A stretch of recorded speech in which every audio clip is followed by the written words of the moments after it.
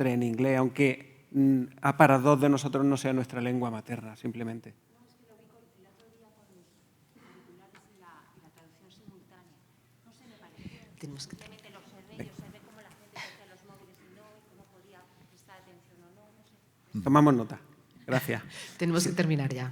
Bueno, okay, so we run out of time, unfortunately. And thank you very much, Kyle. Thank you very much, Álvaro. I hope you have some enough ideas to think about. Thank you, all of you. Thank you.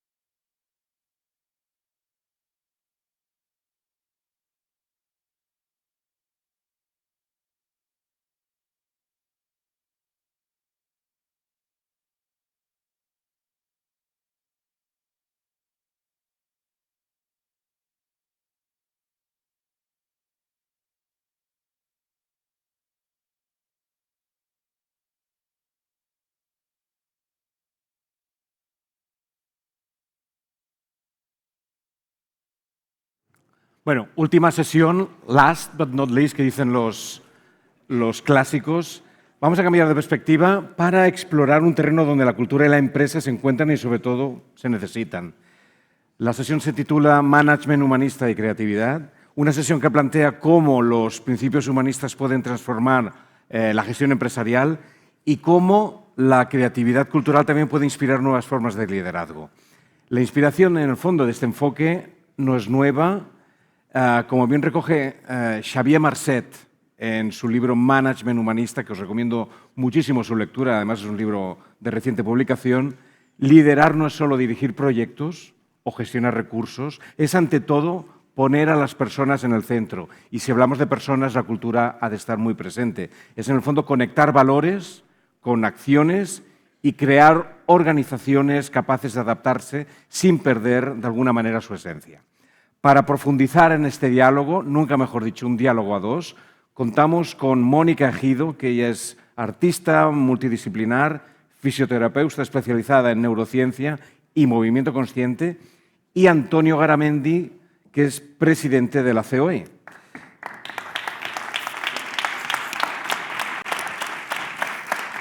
Precisamente dos visiones complementarias que nos mostrarán cómo el mundo empresarial y la cultura pueden aprender y enriquecerse mutuamente. Cuando queráis. Vale. Bueno, pues muchísimas gracias Pepe por la presentación. Gracias por estar aquí conmigo, Antonio. La verdad que me hace mucha ilusión estar aquí. Por supuesto, gracias a Fundación Contemporánea por crear este espacio de cultura, ¿no? Y demostrar de nuevo que la cultura es un nexo de unión de diferentes ámbitos. Yo, por supuesto, soy un ejemplo de ello porque, además, como ha dicho Pepe, de venir del mundo del arte y de la cultura, también soy sanitaria y un poco mi objetivo con el arte es divulgar cuestiones sobre salud. Y bueno, creo que esta mesa es un ejemplo de ello, ¿no? Antonio, en representación del mundo empresarial.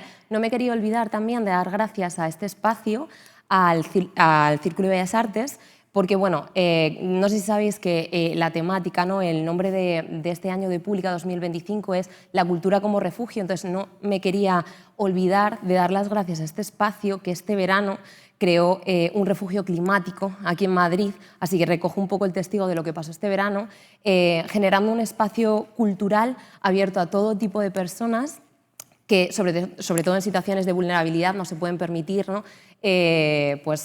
Para poder trabajar, descansar, leer un libro durante esas semanas de verano que tantísimo calor hace, poder descansar, poder trabajar, como os decía, sin implicar ningún tipo de consumo, que eso en la ciudad de Madrid pues, muchas veces es complicado, así que no me quería pasar por alto eso. Si entramos un poco en la temática de lo que va a la mesa, ¿no? Este management humanístico y la creatividad, como decía Pepe, Xavier Massé nos propone, ¿no? Y nos dice, ¿no? La importancia de que la empresa ponga a las personas un poco en el centro del funcionamiento, del modelo de trabajo, ¿no? Entonces, te quería preguntar, Antonio, cómo actualmente el modelo empresarial está intentando aplicar este management humanístico. Bueno, primero, muy buenas tardes también, Mónica, también a la Fundación, a Pública, yo creo que también a la entidad, ¿no? Donde estamos, que siempre es parte de la cultura. Yo voy a decir una cosa, que para empezar, yo también estoy en el mundo de la cultura, porque toco el piano, me encanta la música, tengo un hijo que es compositor, tengo una nuera que es productora de cine. Por tanto, me conozco esta historia y en la propia COE, cuando llegué, planteé algo que está encima de la mesa y es creé la Comisión de Cultura y Deporte. Y la cultura como clave fundamental precisamente, no solo también desde el punto de vista humano, ¿no? Se hablaba aquí del humanismo, que yo creo que es clave, sino también como un modelo empresarial, es decir, como un efecto, con una parte importantísima del PIB. En este momento yo creo que vital y donde podremos hablar de muchos temas en este caso, porque en el mundo de la cultura hay mucho que defender en estos momentos con la inteligencia artificial, los derechos de autor, la piratería, etcétera, etcétera, donde realmente yo creo que a los contenidos, a la gente que los genera, y España para eso es un activo importantísimo en las personas. Yo creo que realmente para eso también están las organizaciones empresariales, ¿no? Pero bueno, ese sería el punto. Yo creo que en la presentación se habla muy claro, es decir, el humanismo significa poner a la persona en el centro de las cosas. Yo creo que en Europa siempre ha sido así, se sigue avanzando. Yo creo que se sigue avanzando también con otro tema importante, que es el propio diálogo social, lo que es el diálogo social bipartito con los trabajadores, con los sindicatos. Yo soy un defensor de los sindicatos, creo que es fundamental ese equilibrio que se da entre el mundo empresarial y el mundo de los trabajadores en una misma dirección. 4.500 mesas abiertas permanentes de negociación colectiva. Yo creo que dan esa paz social fundamental y ponen a las personas en el centro de las cosas, ¿no? Es un poco lo que hacemos. E incluso, fíjate lo que te digo, hoy en día, tal como están las cosas, es que incluso hasta egoístamente el que no jugar esa partida está fuera del sistema. Es decir, porque hoy en día, de hecho, la propia Ursula von der Leyen comentaba hace poco y decía que ya no son las personas las que buscan a las empresas, que no son las empresas las que buscan a las personas. Y ahí se da el equilibrio también de la conciliación. Es decir, hay muchos retos en estos momentos, en el siglo XXI, donde nadie se puede abstraer de un modelo de sociedad al que queremos ir, sostenible, equilibrado, y donde yo creo que todos tenemos que participar de alguna manera, por supuesto siempre poniendo a la vez la palabra productividad, competitividad, pero que es un debate que tiene que estar encima de la mesa, abierta, leal, entre todo el equilibrio de lo que es la empresa. Es decir, porque incluso hasta el propio sistema de gestión, lo comentaba también la persona que ha presentado, el presentador, es que ya no es vertical, es que incluso son gestiones horizontales en muchos casos de la empresa y los liderazgos cada día son más horizontales, pero porque es que el mundo está cambiando. Yo creo en este sentido, afortunadamente.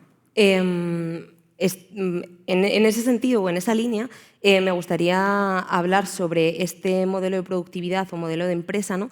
Hay un autor que a mí me gusta mucho que se llama Jason Hickel, que apuesta por nuevos modelos socioeconómicos, ¿no? Que están en base un poco a cuestiones de decrecimiento, ¿no? Porque habla de una cosa que para mí me resulta muy importante, que es que valoramos el crecimiento del PIB en el bienestar del crecimiento del modelo socioeconómico y no tanto del bienestar de las personas, ¿no? Porque a día de hoy, ¿no? Yo desde el mundo sanitario, ¿no? Como sanitaria, he visto de manera personal cómo el modelo que está planteado hoy en día está afectando en el día a día de las personas. Entonces, a mí me encanta poderte hacer estas preguntas, ¿no? E intentar entender cómo, si estamos hablando de management humanístico, las personas y el bienestar de las personas, entiendo que también entra la parte de salud, ¿no? Y lo quiero traer a colación precisamente del proyecto que yo, por ejemplo, presenté. Hoy estoy aquí gracias a que yo presenté un proyecto artístico que se llamaba FOMO y que hablaba precisamente, era un proyecto autorreferencial, hablaba de mi caso en concreto, ¿no? Pero un poco en representación de la generación millennial a la que pertenezco, ¿no? En el sentido de que un porcentaje muy elevado de esta generación sufrimos muchísima ansiedad y estrés permanente, teniendo un efecto directo sobre nuestra salud, entre otras cosas por el actual o modelo estilo de vida, ¿no? Entonces, este proyecto investigaba cuáles son algunos de los factores que nos han traído hoy a esta realidad, ¿no? Entre otras cosas, uno de los factores que yo analizaba y investigué durante muchísimo tiempo es, por supuesto, la brecha generacional. Me parece muy interesante que hoy estemos un poco en representación de esas dos generaciones, ¿no? Y nos encontramos con que mi generación se nos vendió en un primer momento, ¿no? A través de un modelo educacional de que si estudiábamos mucho, nos esforzábamos, aparte de sacar una carrera, másters, posgrados, obtendríamos de alguna manera un futuro o una estabilidad económica, laboral, con capacidad, ¿no? de mejorar esas vidas supuestas de nuestros padres, de poder incluso adquirir bienes propios, tener una casa, un coche, y nos encontramos con que esta realidad no se ha cumplido.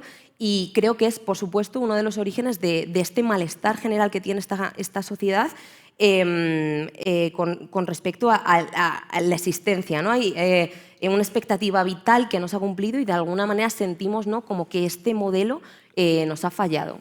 ¿Qué sientes o qué opinas tú con respecto a esto? Así como muy general. Me la ha puesto fácil, ¿eh? ¿Habéis visto? Bueno, yo creo que en mi época, no era millennial, se hablaba de los yuppies. Bueno. Y los yuppies era una gente que en un equipo diferente vivían equivocadamente. Por lo menos para mí vivían equivocadamente, porque muchas veces, voy a poner en contexto cada cosa, veían como ese espacio de poder, ese espacio de fama o de tener un coche mejor o tal, como el espacio de triunfo. Y yo creo que eso no es lo que la vida, y afortunadamente la cultura te enseña eso, ¿no? No es lo que la vida, ser feliz no es eso. Porque, sí, pero bueno, porque eso no te hace... No, déjame que acabe. Sí. Es que he dicho que era una parte. Vale. Eso no tiene nada que ver con algún problema que sí estamos trabajando, por ejemplo, también con el gobierno en estos momentos, intensamente, porque efectivamente lo que sí hay es un problema de la vivienda. Es que yo creo que hay que pensar muy bien lo que acabo de decir, con que efectivamente hay temas sociales que hay que resolver, y que son temas sociales de todos. Por tanto, ese es un tema que toda la vida se dice, el tema, pero es que ahora es un tema que está encima de la mesa y que hay que estar encima. Yo creo que también depende, yo estoy orgullosísimo de ser del pueblo.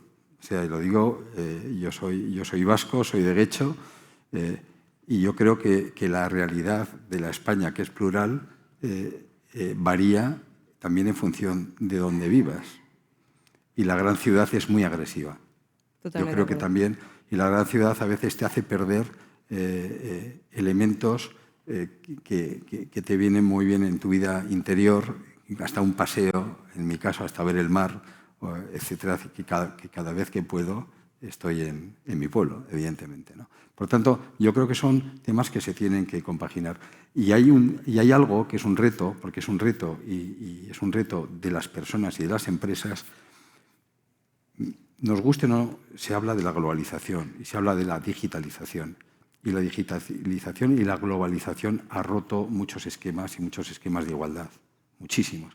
Y si nos damos cuenta, incluso en el mundo empresarial, unas empresas o un esfuerzo con un activo trabajando vale igual mucho menos que un ordenador con una idea.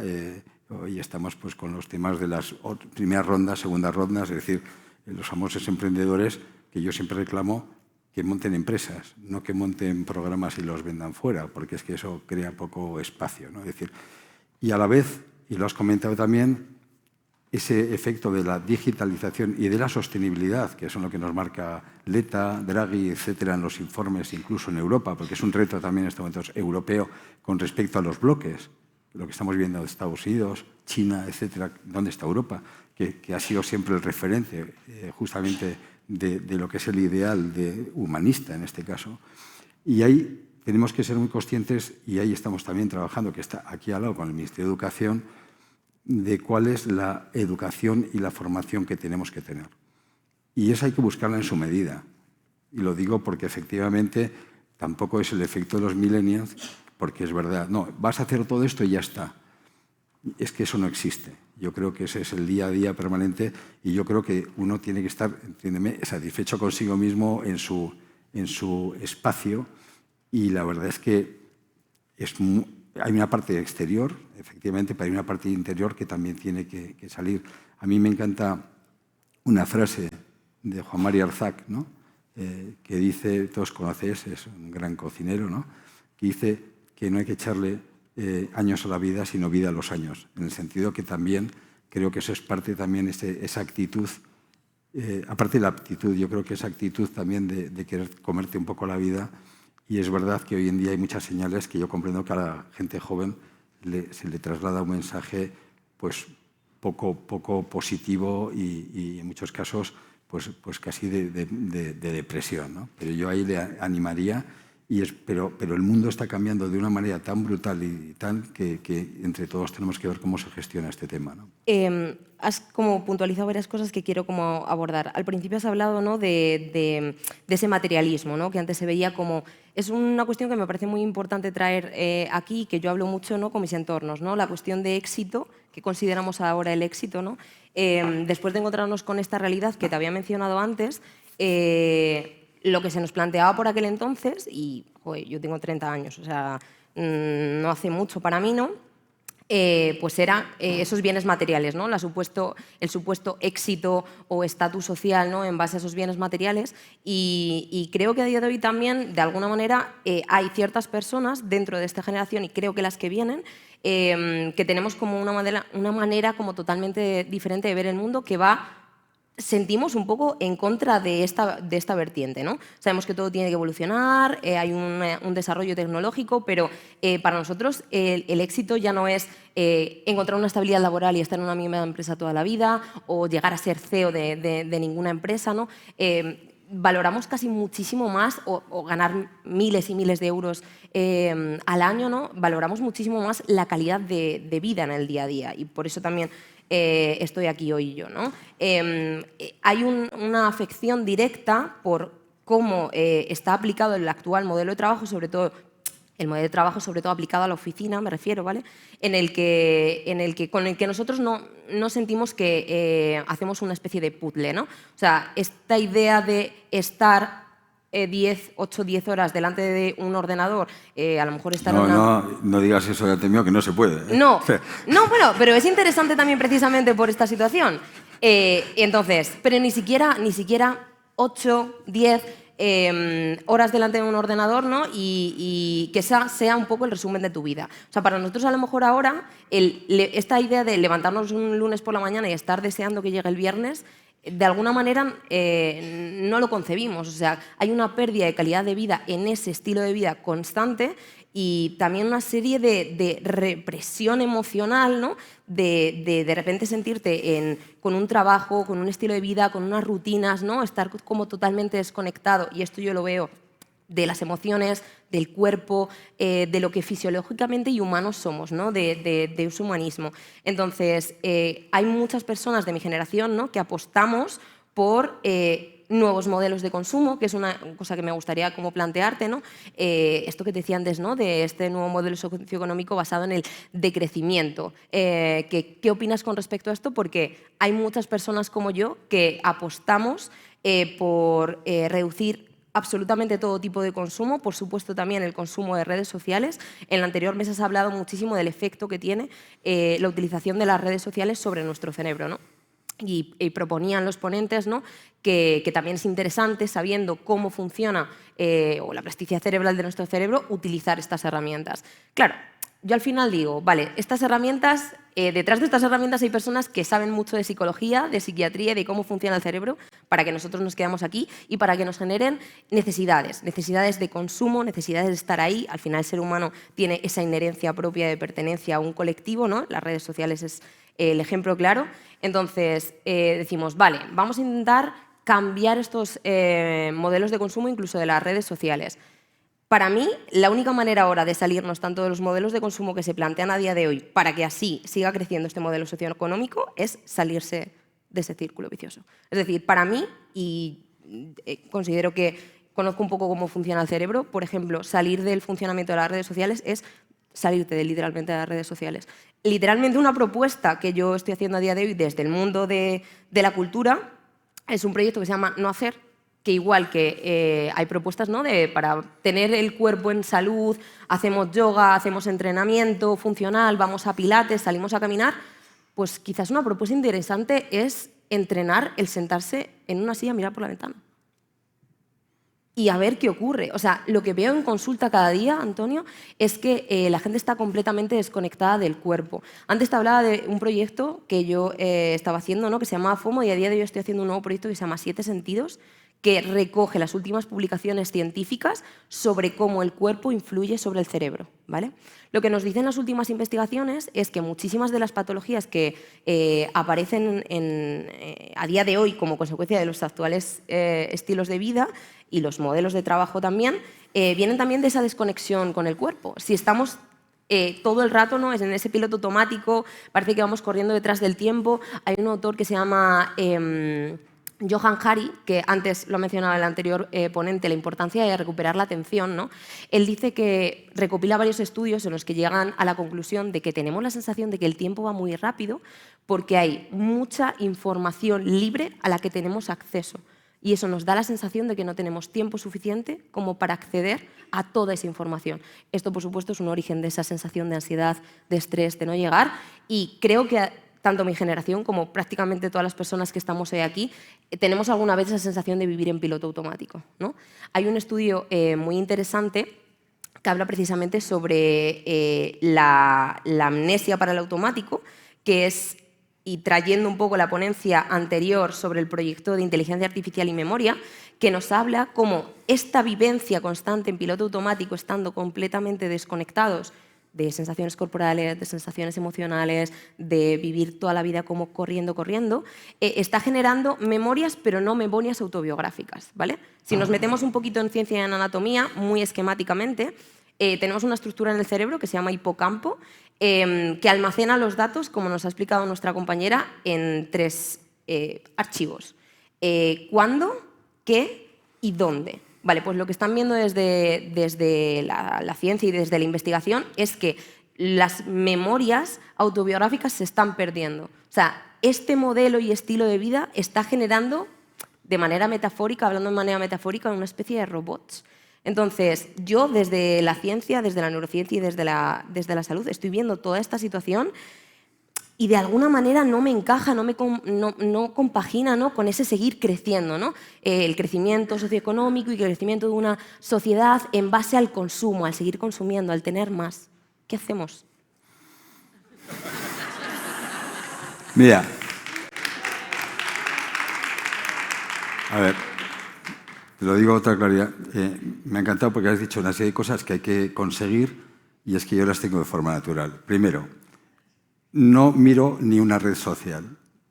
Lo digo para, lógicamente, la COE lo tiene, tal, pero yo personalmente, porque creo efectivamente que la gente pierde mucho tiempo, precisamente muchas horas en ello. Además, te hace o te motiva para que tu cabeza y tus planteamientos, cuando tengas que trasladar tus opiniones, realmente sean mucho más o estén más contrastadas, se tomen decisiones mucho más tranquilas. Yo creo que uno de los grandes problemas que vivimos también aquí, y lo vemos en la política, lo vemos en la sociedad, es que la gente está muy radicalizada, está muy excitada, lo vemos en los programas de televisión y tal, Y yo creo que precisamente es muy importante trasladar todo lo contrario, trasladar moderación, tranquilidad, defendiendo las ideas, pero con espacios de diálogo. Que yo A creo través de la cultura, por que es ejemplo. como tiene que, por supuesto. Me gusta pasear, me gusta navegar, me gusta sentarme en una silla y mirar lo que haga falta, porque además creo que es fundamental precisamente para tener salud mental. Es que creo que es básico, que no tiene nada que ver con tener muchas cosas que hacer. Al contrario, para hacerlas bien tienes que tener la cabeza bien ordenada y bien archivada. Y no te tienes que dejar influir precisamente por todos los impactos exteriores. Yo, si tuviera que mirar, como hace mucha gente, todos los periódicos, a ver qué es lo que dicen para opinar, pues creo que me equivocaría. Es decir, porque realmente me estarían influyendo en decisiones que hubiera que tomar. Porque tienes tiempo también, quizás. No, tengo el mismo tiempo que los demás. Mira, te voy a decir una cosa. Hay una frase que suelen decir que es la siguiente. Si tienes que pedir un favor a alguien, pídeselo a alguien ocupado. Porque te dirá, igual puedo hacerlo, y te lo hace. Si se lo pides a veces a un desocupado, te dice, espera que lío, no sé cómo lo voy a hacer y tal. O sea, eso yo creo que depende. Es decir, depende Pero de cada entonces uno. estamos aprobando estar literalmente todo el día ocupados. O No, sea, no, yo no estoy ocupado. Puedes estar ocupado o no. Yo creo que también tienes que disfrutar de tus espacios, de tu trabajo. En cada momento tienes que disfrutar de lo que haces, tienes que ser propositivo, trabajar en algo. Yo siempre he dicho que tienes que entenderme el término, pero yo creo que hay que trabajar en algo que te divierta. Entiéndeme, el término que te divierta tienes que disfrutar. Yo nunca hubiera pensado que iba a ser lo que soy ahora.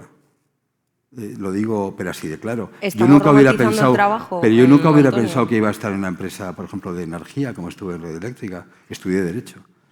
Y sin embargo, he ido, entiéndeme, por eso sí creo que es un tema interior, de la cabeza, del sentimiento que quieras. Tú tienes que ir también intentando disfrutar del espacio que tienes. Porque nunca está, o sea, tu vida va en un equilibrio pero va cambiando. No es, yo voy a ser esto. Yo no conozco mucha gente que dice, iba a ser esto y cuando tenía 60 años.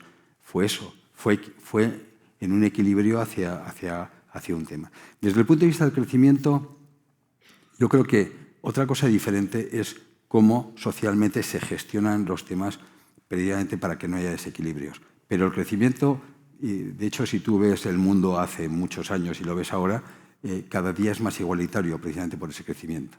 El mundo lo es. Es decir, sí, bueno, cuando tú ves los datos, hay una brecha de quién tiene más y quién tiene menos cada vez más clara. Pero pero tú mira cómo vivían en China y cómo viven ahora, cómo vivían en África, cómo Pero, están ahora, ¿a costa de que qué? están fatal. Pero antes estaban mucho peor. Es que ni nos entendíamos que estaban. Es decir, o sea, te quiero decir, a ver, yo respeto profundamente el espacio de que alguien, además es legítimo, es decir, pero también hay gente que pensamos que el crecimiento equilibrado, el crecimiento inteligente, pues pensamos que es algo interesante. Es decir, y me parece tan respetable lo uno como lo otro. Es decir, yo creo que es así. Otra cosa es, como todo, ninguna sociedad es perfecta y tenemos que ir a un equilibrio para ver cómo la hacemos a la perfección. Y yo soy el primero que está dispuesto, y nos sentamos en las mesas con gente que piensa diferente, por lo menos en nuestro caso, y lo hacemos así. Y yo creo que ese diálogo permanente es el que tiene que funcionar. Es decir. Antes, con respecto al tiempo, ¿vale? Porque es un concepto que me gusta muchísimo. Has dicho, ¿no? Aparte, bueno, que intentas como mantener tu cuidado, ¿no? Y tus estilos de vida para... Hago que haya pilates salud. también. Pues maravilloso, el cuerpo está hecho para moverse. Iré ahora con algunas publicaciones científicas que hablamos un poco sobre el sedentarismo. Y hablabas, ¿no? de poder dedicar tiempo a tus cosas, a dar paseos, ¿no? Y lo tengo que traer, ¿no? Antes lo has mencionado tú con el tema de la reducción de la jornada laboral. Entonces, en el sentido de alguna manera, ¿no? He visto cierta reticencia, ¿no? por parte de la patronal de esta reducción. Y tú antes mencionabas la importancia de tener tiempo para pensar, para reflexionar, ¿no? Esto es una cosa que yo, por ejemplo, en el proyecto de FOMO, en mi proyecto artístico FOMO, reclamaba muchísimo. El no hacer, el aburrirnos, ¿no? El recuperar la contemplación. Hay muchísimos autores dentro del mundo de la filosofía, como Chul Han, ¿no? que reclama pues eso, esos periodos de no hacer. Claro, ¿cómo vamos a tener periodos de reflexión y hacer si nuestro día a día prácticamente... si le quitamos la noche, ¿no? El 80% del día es estar produciendo, haciendo, no solo laboralmente, sino luego también a través de las redes sociales, porque si al final el consumir, como antes hablaba, también es como una sensación de producción. Sí, muchas veces a muchas personas, ¿no? Cuando paran eso, ese sentimiento de culpa que antes mencionaban, que está asociado al parar de todo esto. Hace poco reflexionaba con una amiga, ¿no? Yo era de ese grupo de personas que pensaban, joder, la reducción de jornada laboral va a implicar mejoras, ¿no? A nivel económico, porque si tenemos más tiempo, tenemos más momentos de ocio, podemos consumir más y quizás haya un beneficio económico. Pero gracias a que me rodeo de gente muy inteligente y a la que admiro muchísimo, me plantea lo mismo que me has planteado tú. Ya, Mónica, pero si yo tengo más tiempo en el día a día, a lo mejor tengo más tiempo para también reflexionar y darme cuenta de que el actual modelo de vida, mi modelo de trabajo, la idea de vida o las expectativas que he creado son literalmente algo que me está haciendo infeliz, que está teniendo una repercusión sobre mi salud física y mental. Y a lo mejor, de alguna manera, tampoco interesa que haya ese momento de reflexión que tú me comentabas. Mira, yo lo que sí te puedo decir es que en el tema de la reducción de jornada, que lo llevamos diciendo, nosotros no estamos diciendo que no se haga una reducción de jornada. Y de hecho, en los convenios colectivos, que he dicho que son 4.500, se habla de subidas de salarios y se habla de la reducción de las horas. Es decir, básicamente es lo que discutes o trabajas. Pero es verdad que depende de los sectores. Hay sectores, en este momento es el 25% de los convenios, tienen incluso menos de 37 horas y media. Es decir, o sea, le digo que, porque es diferente una empresa tecnológica que, pues, por ejemplo, que una empresa que da un servicio, por ejemplo, de limpieza a un ayuntamiento. Es decir, o un bar pequeño. Es decir, entonces, por tanto, nosotros no estamos diciendo que se reduzca o no se reduzca, no estamos negando que se reduzca. De hecho, es parte del día a día nuestro. Lo que estamos diciendo es que se deje a la negociación colectiva ese tema. Es decir, y de hecho, hace 2 años, hicimos el Acuerdo Nacional de Convenios con los sindicatos y se está cumpliendo. Y lo que yo digo es, podían haberlo puesto encima de la mesa. Es decir, porque el año que viene se va a poder poner encima de la mesa, porque este es el año, o sea, era 23, 24, 25. Entonces, nosotros lo que pensamos es que en este caso el efecto político, porque sí, no lo entendemos y lo que entendemos es que se siga trabajando en esa línea. Pero en ningún caso, lo digo porque la reducción a veces de las cosas es sencillo el decirlo, no es eso. Es decir, no estamos diciendo que no se reduzcan, estamos diciendo que se reduzcan en cada espacio. Insisto, y en muchos convenios de hecho, la media de horas en los convenios es 38 horas y media. Eso es la media, es decir, en este momento. Es decir, que tiene que decir que ya no son las 40, o sea, no está ni arriba, está más cerca de las 37 horas y media que de las 40. Ese es un poco el tema en el que estamos.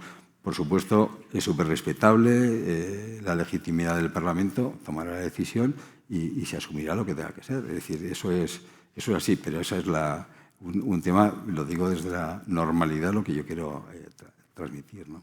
Justo con este tema, leía esta mañana una entrevista que le hacían a una trabajadora de una multinacional fast fashion, me da igual cuál, y decía, claro, o sea, está muy bien poner sobre la mesa la necesidad de reducir la jornada laboral, pero creo que pasa también por, de nuevo, cambiar los modelos de consumo. Porque el modelo empresarial permite, vamos a decir, es que, no sé, de alguna manera que una tienda de ropa tenga que abrir hasta las 10 de la noche. O sea, ¿qué necesidad hay que X persona compre el 25º jersey del mes a las 9:30 de la noche en un Madrid? O sea, me asusta muchísimo los modelos de consumo por lo que implican. O sea, que yo compre un jersey a las 9:30 o 9 de la noche implica que hay una persona que a lo mejor a su casa llega a las 11. ¿Cómo se puede vivir en el día a día y compaginarlo con este modelo que está intentando perpetuar este sistema? Fíjate, yo para empezar creo en la libertad de empresa y creo, además, hay una cosa que cuando hace cualquier empresario, sin montar una empresa, que es el departamento comercial. Es lo primero que tienes. Pero te voy a decir una cosa, mía, me preocupa más que eso, y yo soy uno de los impulsores y firmamos, me preocupa mucho más que un chaval de fuera vaya en bici con una bolsa y gente que diga que tal y cual esté llamando para un paquete de tabaco a las 3 de la mañana. Totalmente de acuerdo. O sea, me parece mucho peor y por eso firmamos y somos gestores de la ley Rider.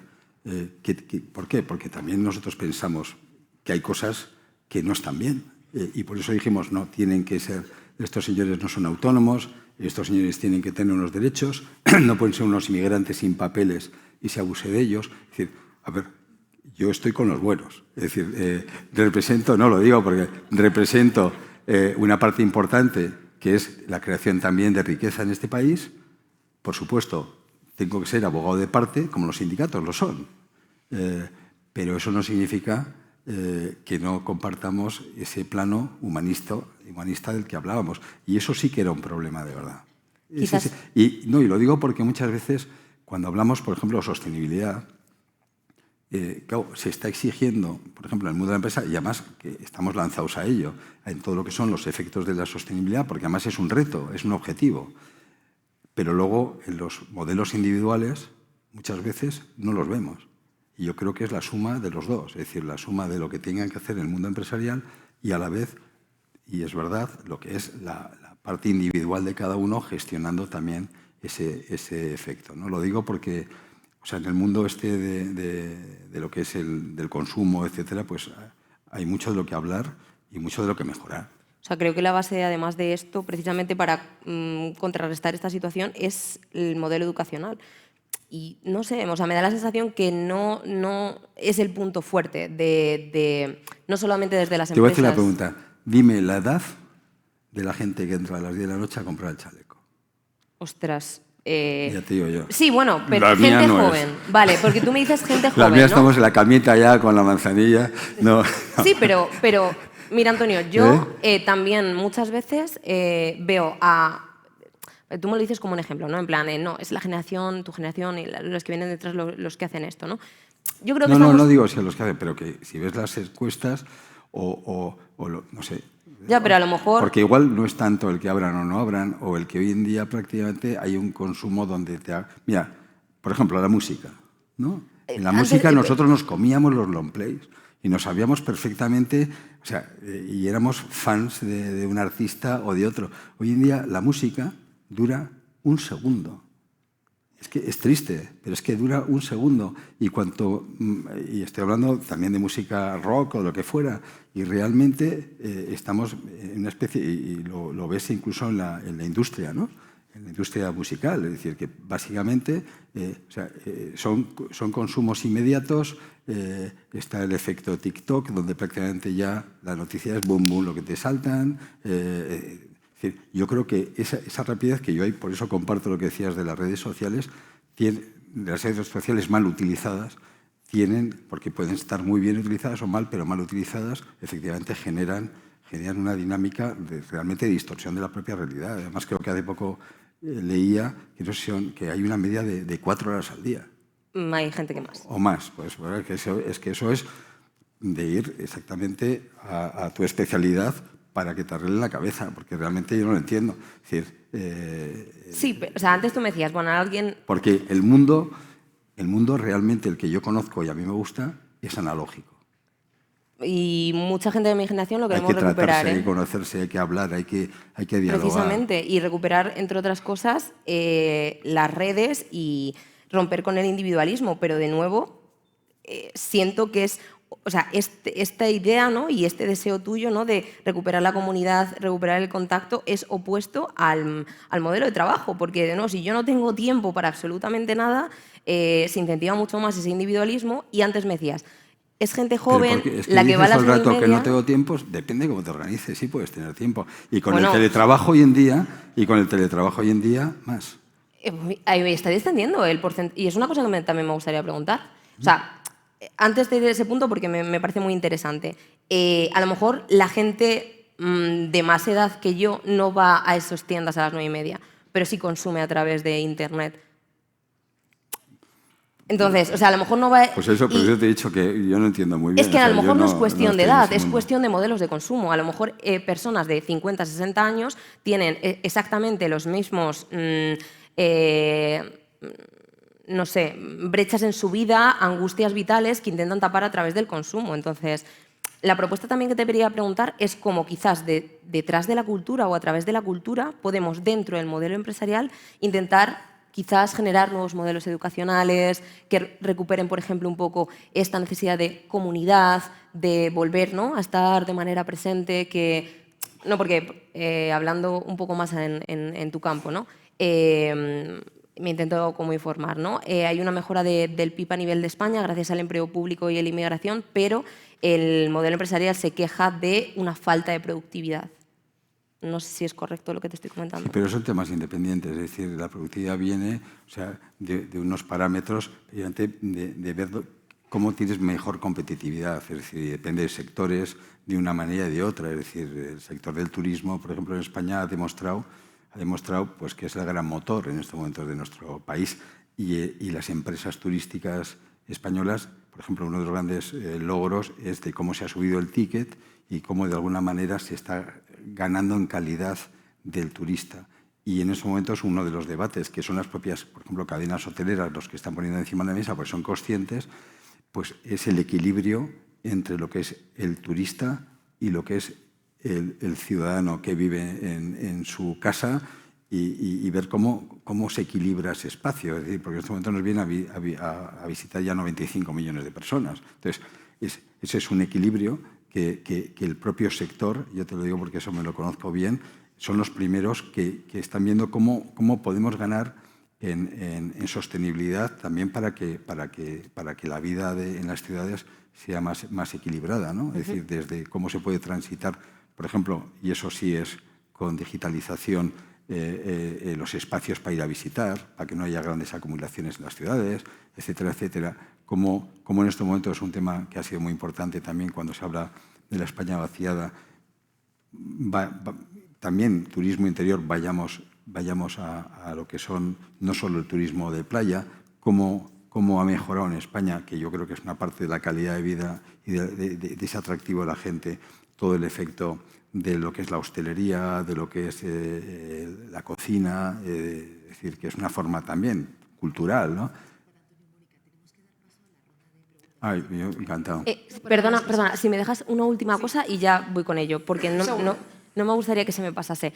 Antes mencionaba que quería contar algunos estudios como súper importantes. Me parece interesante, yo en mi caso, ¿no?, soy como una especie de traductora a través de la cultura para hablar sobre salud y me parece muy interesante hacerle la propuesta, ¿no?, al modelo empresarial de que también se sienten a escuchar lo que dicen las investigaciones científicas para mejorar la vida de las personas, ¿no?, este management humanístico que hablamos. Me gustaría rápidamente mencionar un estudio que se publica en 2014 por Johannes Michalak de la Universidad Alemana de Witten, que nos habla de cómo influye la postura directamente sobre el cerebro, ¿vale?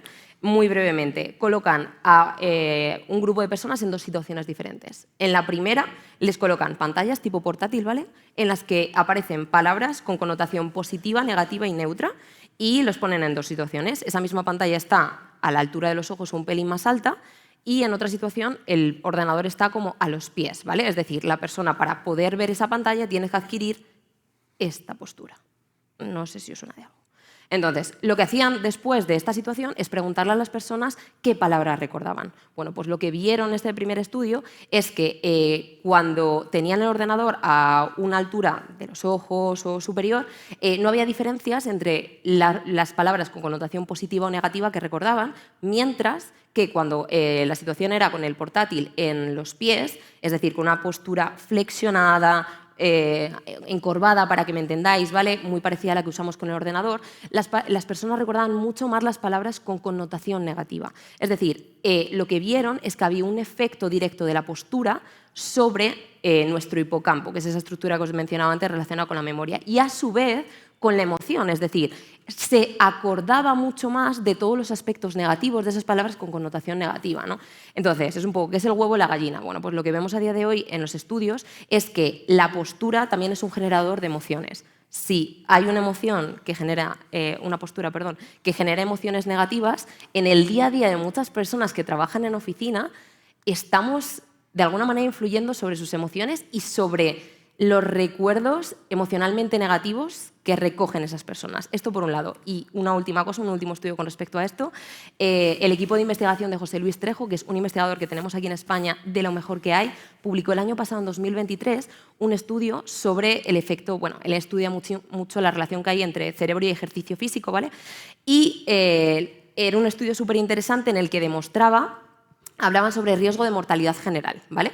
Y hacía una comparación entre ejercicio físico, realización de ejercicio físico, diferentes tiempos y tiempo que pasamos sentados. Vale, pues los resultados, y a mí esto es una de las cosas que más me ha impactado estos últimos tiempos, es que una persona que hace 1 hora de ejercicio al día intensa moderada, pero que pasa más de 8 horas sentados en una silla, tiene el mismo riesgo de mortalidad que una persona que no hace ejercicio, que va andando al trabajo máximo 15 minutos andando, pero pasa menos de 4 horas sentados en una silla.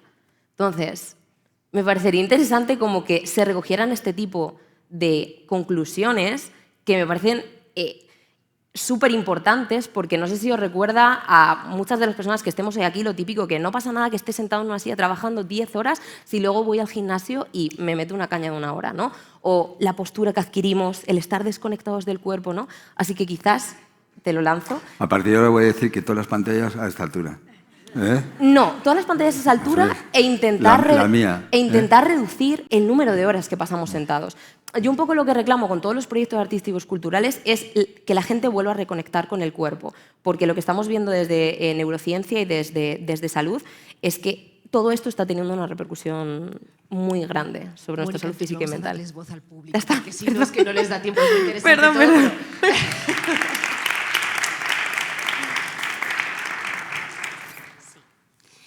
Buenas. Bueno, yo he apuntado más o menos casi todo lo que habéis hablado y no sé si soy la única que tiene la sensación como de que realmente el señor Garamendi no ha respondido a las preguntas de Mónica.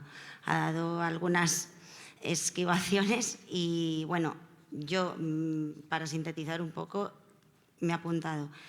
¿Es tan peligroso para el sector empresarial apostar por modelos laborales que prioricen pasear, navegar o hacer pilates antes que estar en un puesto de trabajo un número antinatural de horas produciendo? ¿Se puede hacer una propuesta para que ese número antinatural de horas no se dé en el día a día de la gente? A lo mejor esa gente pues, se pueda ir a pasear, navegar, hacer pilates. Bueno, es que yo creo, no sé, sinceramente, yo creo que es compatible absolutamente todo. Y cuando se trabaja, se trabaja. Permanentemente habías planteado que 10 horas sentado, primero que no se trabaja 10 horas sentado. Es decir, y si es así, hay una cosa que se llama la inspección de trabajo. O sea, lo digo porque es así.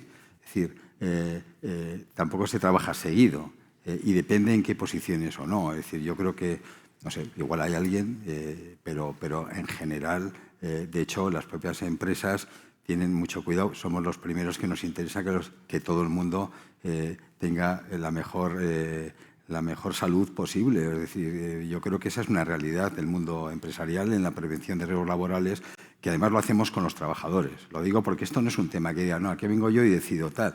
Cuidado, es un tema muy serio, hay una ley, hay unos procedimientos y donde además se comparte con los trabajadores este proceso. Por tanto, yo creo que es así, es decir, que todo es mejorable siempre, que posiblemente alguna empresa tiene que mejorar, sí, que hay otras que son modélicas también. Es decir, yo creo que es el mundo en el que vivimos, pero bueno, yo de verdad, o sea, pero no veamos tampoco el trabajo como algo horrible. También el trabajo dignifica, es decir, también, o sea, decir, yo creo que es la suma un poco de todo.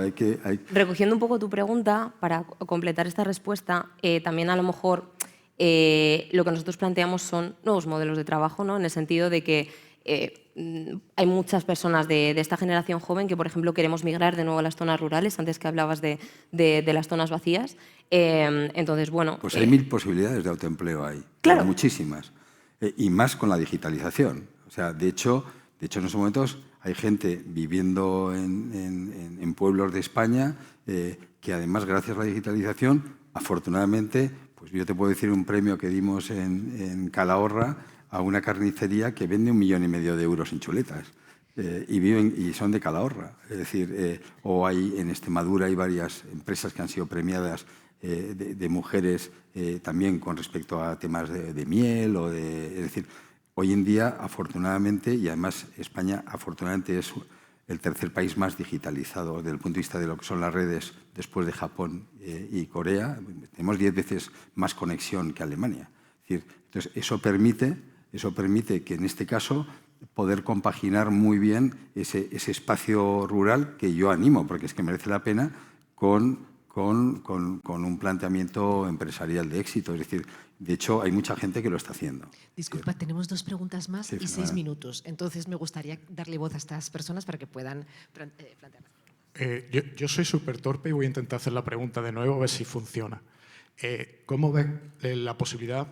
Bueno, soy Ernesto Ita, vengo de una entidad de Córdoba, la Casa Azul, un centro cultural, y la pregunta sería ¿cómo vería la reducción de la jornada laboral, por ejemplo, en un pintor, en un escritor, en un guionista, en un poeta que se tiran no 40, sino 80 horas de trabajo a la semana y que no tienen límite ninguno ni hay manera de ponérselo? Sí.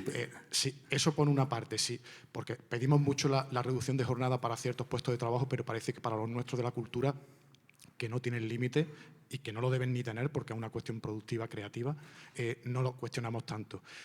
Sobre el decrecimiento, ¿qué pensaría si ese decrecimiento se estuviese aplicando a la venta de libros, a la venta de cuadros, si deberíamos consumir menos libros o menos cuadros y ese decrecimiento sí sería correcto, sería bueno para toda la sociedad?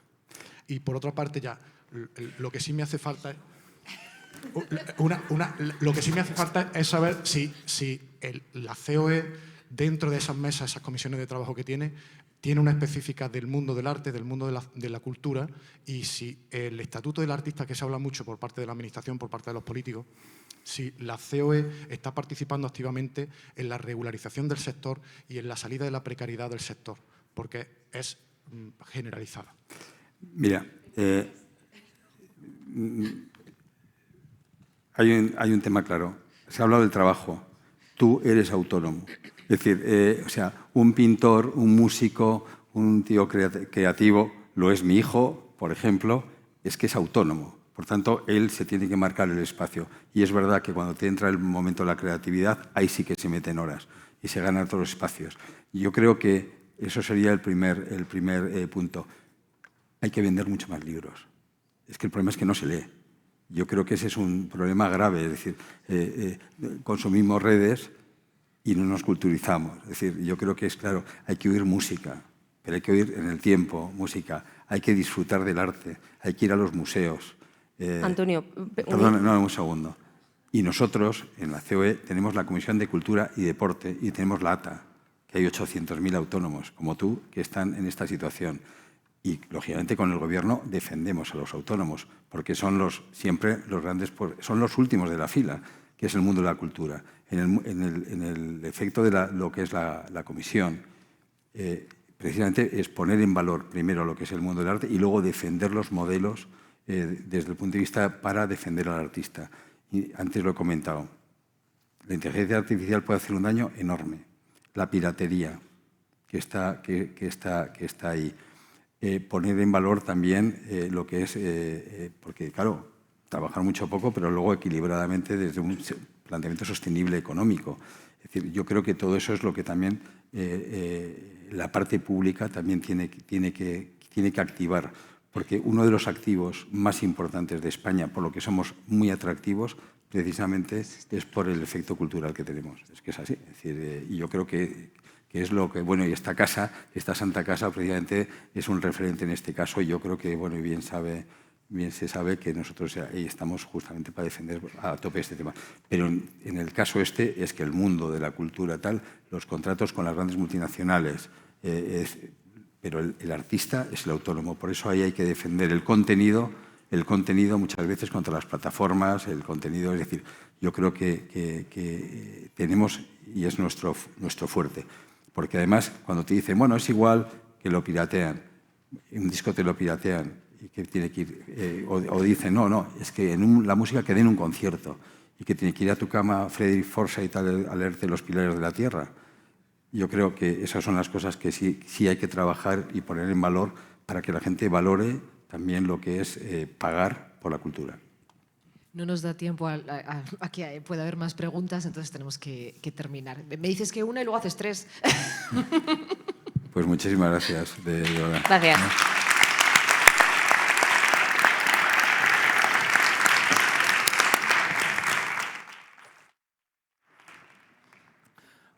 Pues casi hemos acabado. Antes de que os vayáis y que desertéis, y sobre todo saludando a toda la gente que está siguiendo estas dos jornadas online, permitidme modestamente si os comparto algunas conclusiones de lo que ha surgido a lo largo de estos 2 días en el Círculo de Bellas Artes.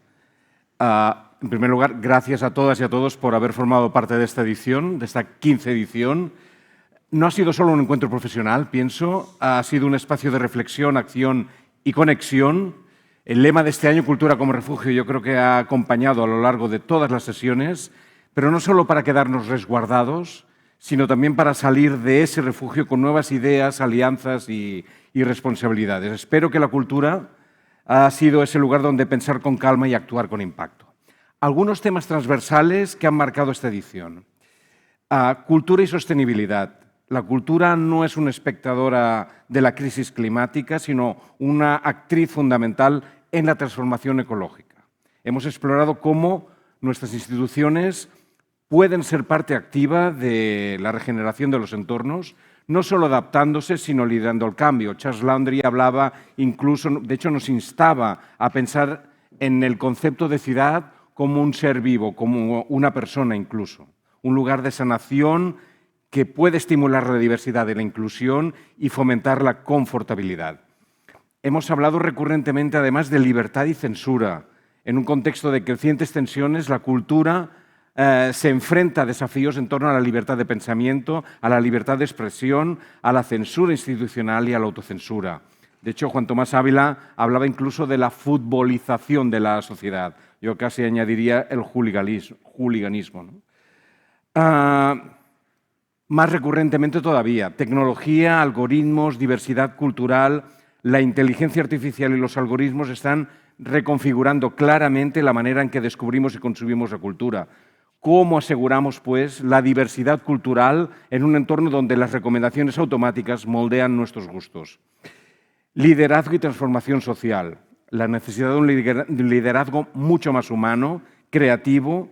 Hemos debatido sobre la gestión cultural como motor de cambio social, impulsando la sostenibilidad, la innovación y la cohesión comunitaria. Mundiaculta, además, ha servido como punto clave en esta edición para, de alguna manera, permitirnos analizar cómo, desde nuestras prácticas locales, podemos influir en la agenda internacional de políticas culturales. Y esperemos que eso sea así reflejado en el encuentro que habrá en Barcelona en septiembre de este año. Uno de los mayores aprendizajes de Pública, creo, ha sido la importancia de la comunidad, de los encuentros, espacios formales de networking, como el Speed Networking de ayer, la cerveza con el Café Conde este mediodía, han demostrado que la colaboración y la creatividad surgen de manera natural cuando se crean las condiciones adecuadas, pero también han valido los espacios informales. Esta mañana comentábamos un caso real que se ha producido en uno de los ascensores cuando 2 personas que habían, de alguna manera, flirteado intelectualmente en otro espacio, provocando alguno de los proyectos, se reencontraban de nuevo con la excusa de Pública 25.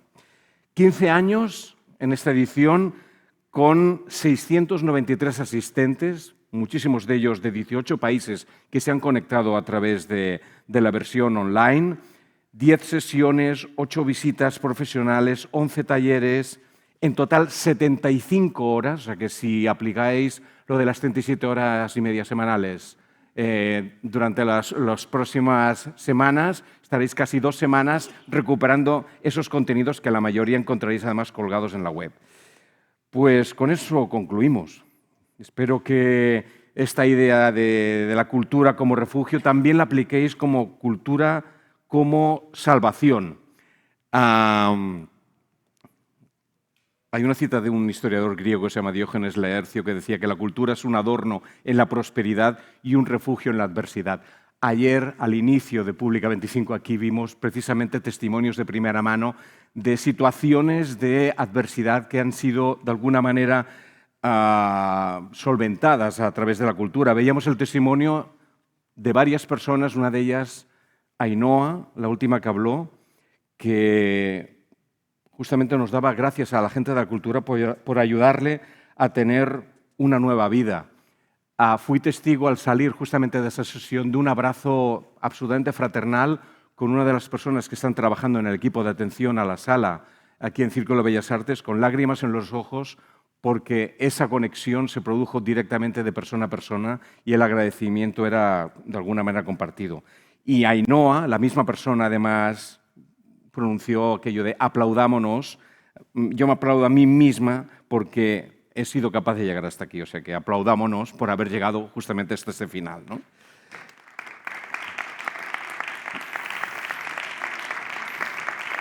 Un final que es un punto y coma, porque la cultura también es impulso. Espero que nos llevemos aquí todos ideas, proyectos, que hayamos provocado de alguna manera el compromiso de seguir construyendo más allá de estas 4 paredes y este escenario, un espacio no donde escondernos como refugio, sino un punto de partida para actuar con impacto y responsabilidad. Alberto Fesser, que estaba por aquí hasta ahora,